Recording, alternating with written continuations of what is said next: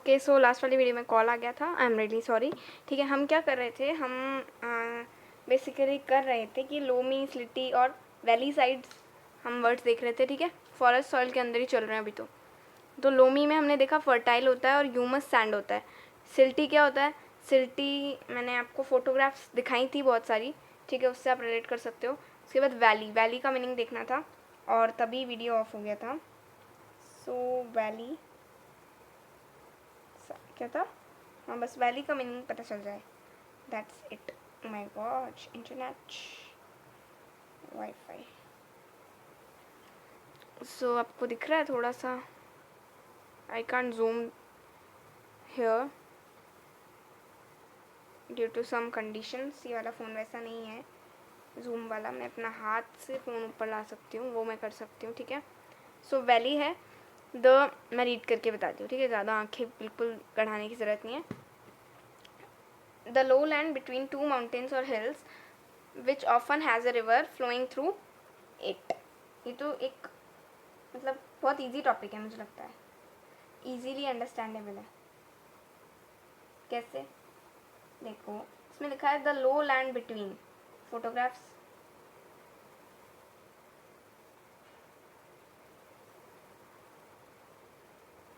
कश्मीरी तो एक ही फ़ोटो आई ना, ऐसा क्यों हो रहा है? एक एक फ़ोटोज़ क्यों आ रही हैं? वैली पिक्चर्स, दिस इज, अरे ये भी आप रिलेट कर सकते हो, वैसे तो ये रिलेट कर सकते हो। ठीक है, डेफिनेशन से ये वाली बेस्ट रिलेट होगी, बताऊँ कैसे? देखना, बस ये phones are slow. Where is the definition?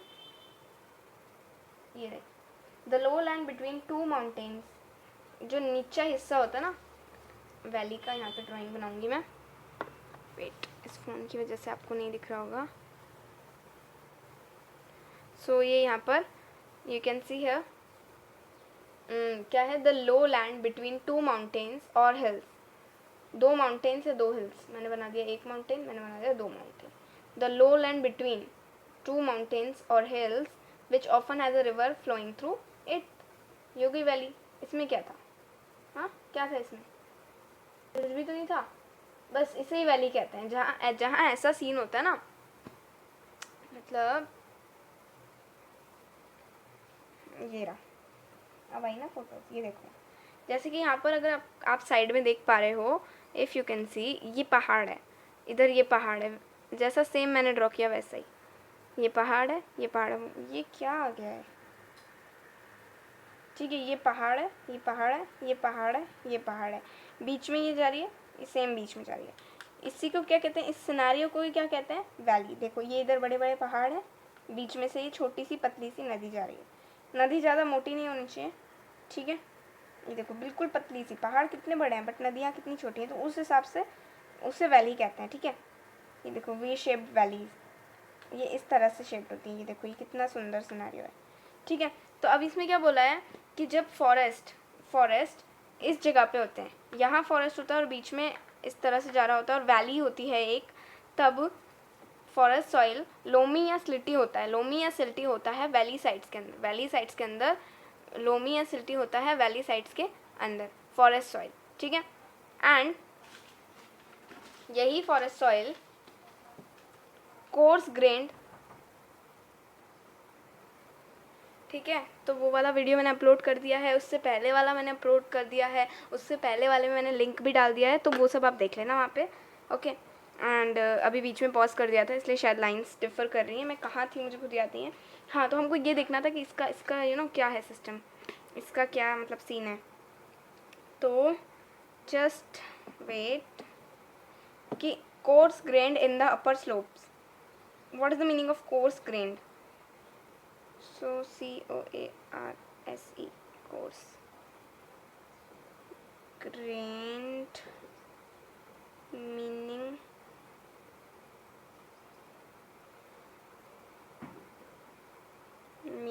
meaning आ गया, ठीक है। कोर्स इन टेक्सचर और grain, coarse grain soil of photographic film have noticeably grainy appearance, coarse in manner or speech. Coarse grained man, coarse grained soil. Search for a word coarse. मेरे को course का मतलब देखना है. एक तो course भी ना 5-6 तरह के होते हैं. 5-6 तो नहीं, 3-4. कोर्स, रफ और हार्श. ओके, सो कोर्स का मतलब, हाँ मैंने पढ़ा था कहीं पर. कोर्स मीन्स रफ और harsh. Grained in the upper slopes. Now what are slopes? देखो एक एक चीज़ को सर्च करेंगे. दिख रहा है ना आपको? एक एक चीज़ को सर्च करेंगे तभी अच्छे से होगा.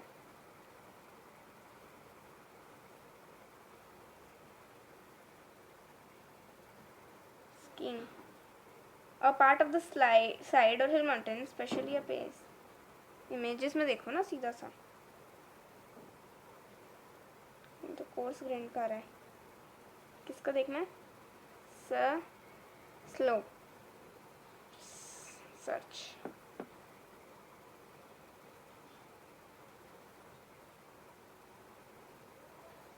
रियल लाइफ स्लोप दिखा दो यार. ओके, स्लोप का मतलब ये होता है थोड़ी सी ढलान या फिर चढ़ान. ये हेयर इन दिस फोटोग्राफ आपको ये दिख रहा होगा कि ये ऊपर की तरफ चढ़ रहा है ना, तो ये स्लोप है. ये घर की स्लोप्स होती है ना. When a line rises from left to right way, we say it is a positive and it is a negative. तो positive and negative, positive and negative. ठीक है, यही होता है स्लोप. तो इस तरह का जो एरिया होता है ना, ये चढ़ान और फिर ये दिख रहा और फिर ये ढलान. Okay, in the upper slopes. Now what are upper slopes? उसकी भी एक अच्छी सी फोटोग्राफ मिल जाएगी तो क्लियर हो जाएगा थोड़ा सा.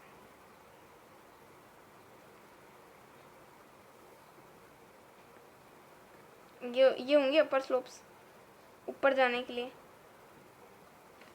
कोर्स ग्रेन्ड, रफ और हार्श ग्रेन्ड इन अपर स्लोप्स.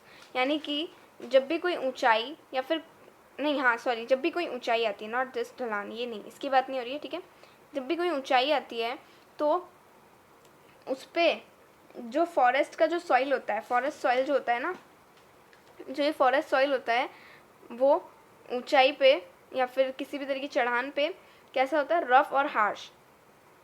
कोर्स ग्रेन यानी रफ और हार्श तरह के ग्रेन्स उस पे होते हैं. ग्रेन्स मतलब आप कह सकते हो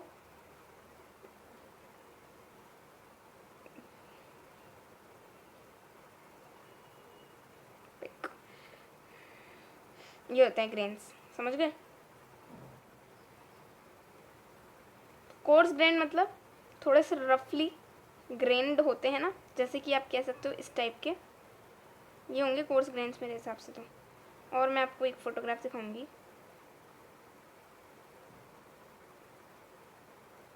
अरे यार, wait a second. Coarse grained meaning.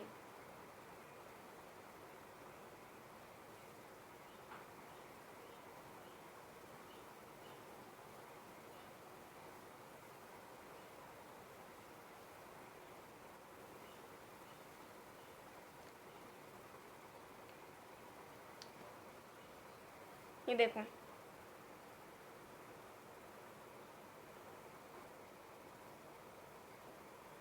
Fine grained और कोर्स ग्रेन्ड अलग अलग दो चीज़ें होती है. I think the YouTube is going to be there. तो ये जो दो अलग अलग चीज़ें होती है ना,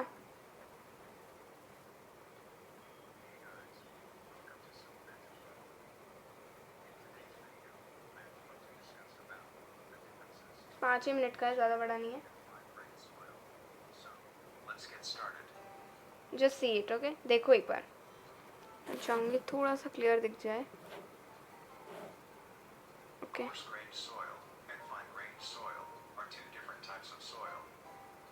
ठीक है, दो डिफरेंट टाइप्स है सॉइल के. देयर टेक्सचर और feel of particle size.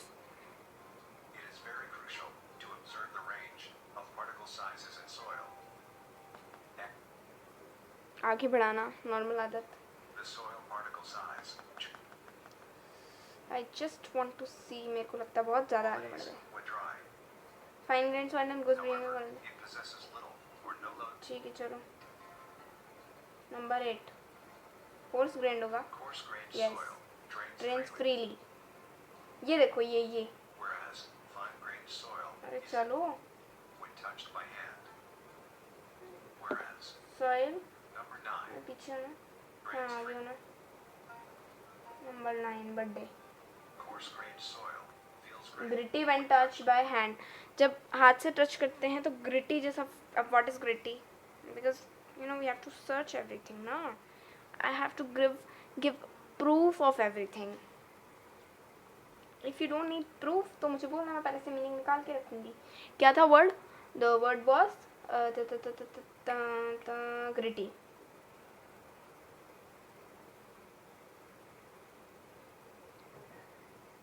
containing or covered with grit.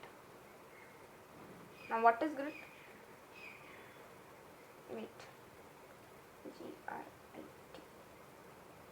इसका भी सर्च कर लेते हैं जब जब सब कुछ सर्च हो ही रहा है। ग्रिट मतलब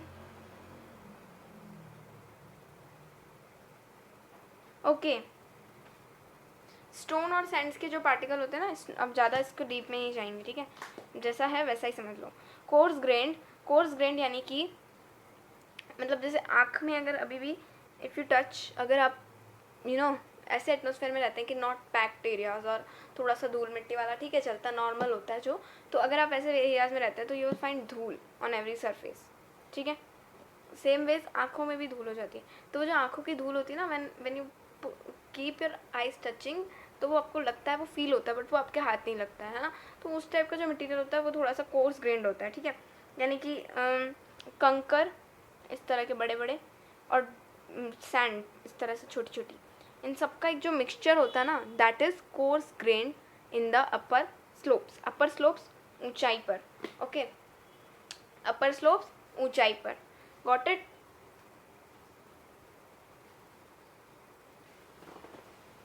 तो ये चीज़ क्लियर हुई कि फॉरेस्ट सॉइल के अंदर आपको किस तरह से जो है करना है हर एक चीज़ को। उसके बाद में सो ये आपको आई होप क्लियर हो गया होगा। अब ये चीज़ें लर्न कर लो, मैं लर्न करा देती हूँ, ठीक है, आपको कोई प्रॉब्लम नहीं होगी। वेट, फॉरेस्ट सॉइल मेरे पीछे पीछे बोलना है, एंड शर्माना नहीं है कि नहीं बोल रहे हैं, चुप बैठे हैं, इस तरह से नहीं करना, बोलना है तो मतलब बोलना है, ठीक है। फॉरेस्ट सॉइल लोमी नहीं, forest soil is loamy silty in valley sides and coarse grained in the upper slopes। यानी कि अगर हम एक छोटा सा इसका सार देखें, यानी छोटा सा इसका पूरा मीनिंग देखें, because we have wasted our 13 minute regarding this particular thing, 13 minute waste हो चुके हैं इस पर्टिकुलर थिंग पे। तो एक छोटा सा सार अगर इसका देखें तो इसका ये मतलब है कि लोमी सिल्टी इन वैली साइड्स, जो ये फॉरेस्ट सॉइल होता है ये फर्टाइल होता है और ह्यूमस होता है, यानी पानी जैसा थोड़ा सा चिपचिपा टाइप होता है, कहाँ पर? वैली साइड्स के अंदर। और जबकि जो हमारे अपर स्लोप्स होते हैं उनके अंदर ये कोर्स ग्रेन्ड होता है, यानी कंकड़ और रेत का मिक्स होता है और रफ और हार्श होता है, ठीक है, बस इतना सा है। देन आफ्टर 10 नंबर पे क्या था? 10 नंबर पे इट वॉज फाउंड इन हिली एंड माउंटेनियस एरियाज। और ये देखो, हिली एंड माउंटेनियस एरियाज में ये फाउंड होता है, क्यों? क्योंकि हमने वैली की बात करी ना, वैली मतलब क्या? माउंटेन्स के बीच में, तो यानी हिली और माउंटेनियस एरियाज में फॉरेस्ट सॉइल फाउंड होता है। Okay, this is clear, I hope this is very clear because I have made it very clear my self only. And next thing, ये वाला करेंगे, ठीक है, इसके अगला वाला नहीं करेंगे, वो नेक्स्ट में करेंगे, बिकॉज करना ही है ना, तो थोड़ा अच्छे से करेंगे, ठीक है। तो ये देखो, ये क्या लिखा है यहाँ पर? हाँ, अब रेड एंड येलो सॉइल, इसके दो कलर क्यों बताए जाते हैं कि रेड और येलो? और अगर ऐसा ही है कि रेड और येलो दो अलग अलग कलर्स के सॉइल हैं, तो इनको अलग अलग से डिफाइन करना चाहिए कि एक पेज पे रेड, अगले पेज पे येलो। बट ऐसा क्यों है कि रेड और येलो साथ साथ रखे जाते हैं? तो उसके पीछे एक रीज़न है कि red due to diffusion of iron in crystalline and metamorphic rocks, yellow when in hydrated form. बहुत सारी हार्ड टर्म्स आ गई हैं, बहुत सारी, I should say. Diffusion, shit, diffusion cut नहीं किया है, अंडरलाइन किया है। डिफ्यूजन, क्रिस्टलाइन, मेटामॉर्फिक, हाइड्रेटेड, 4 आ गई हैं। चारों को समझना बहुत ज़रूरी है। I won't left even a single term, छोड़ूंगी नहीं एक भी टर्म को। एंड बताऊँ क्यों बताऊँ? ये खुल गया। सो यहाँ पर क्या है? ड्यू टू डिफ्यूजन, सबसे पहले देखेंगे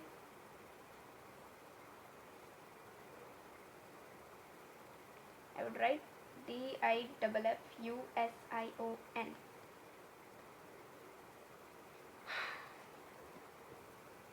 Here the definition comes out to be the intermingling of substances by the natural movement of their particles. यानी कि दो substances का mix होना is diffusion. ठीक है, diffusion is दो substances का mix होना। तो इन सब lines को cut करके डिफ्यूजन का क्या था? इंटरमिंगलिंग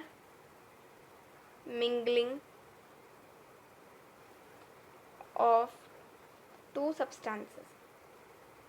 नेक्स्ट वर्ड है crystalline. So let me see its meaning. What is the meaning of crystalline?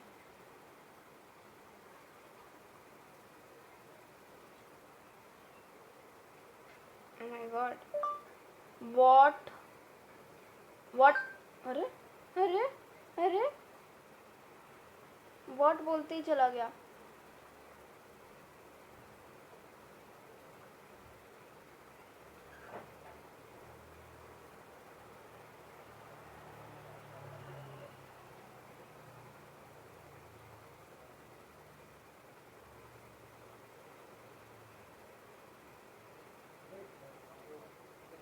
Crystal से बना हुआ, क्रिस्टलाइन मतलब क्रिस्टल से बना हुआ। Now you will ask what is crystal?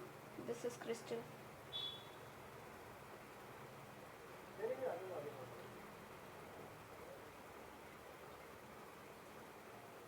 Iron in crystalline and metamorphic. Crystalline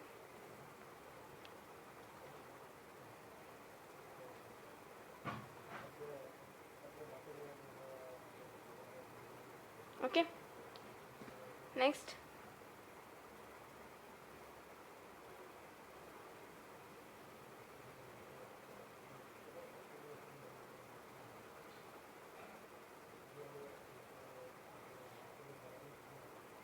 used about rocks that have been changed by heat or pressure. चट्टानों के लिए ताप या दाब से परिवर्तित। तो मेटामॉर्फिक चट्टानों के लिए यूज़ किया जाता है, जैसे कि हम देख सकते हैं metamorphic rock. What is it यार? ये रहा मेटामॉर्फिक रॉक, इस तरह से। ठीक है, जो होता है ना, मतलब पूरा धूप से और उस तरह से पूरा ख़राब हो गया हो, डिस्ट्रॉय हो गया हो, type of rock but have been sustained. Metamorphic rocks form rocks when subjected high heat, pressure, hot mineral rich fluids और more commonly some combination of this factors. मतलब मेटामॉर्फिक का मतलब इतना समझ दो कि metamorphic affected rock affected by, लिखो, rock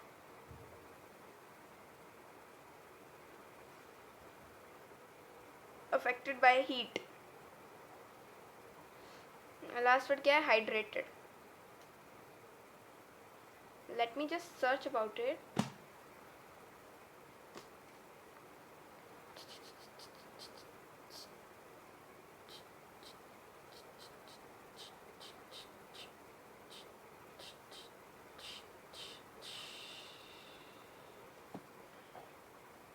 hydrate, to make something take in water. किसी को जलयुक्त करना, किसी चीज़ को पानी के अंदर डाल देना, is hydrated. Hydrate hydrated hydrated. जल युक्त करना। ठीक है, और इसके अलावा पीछे भी कोई चीज़ें हो तो ना पहले ही मीनिंग निकाल लेना. Parts of middle Ganga plain and, अच्छा ये तो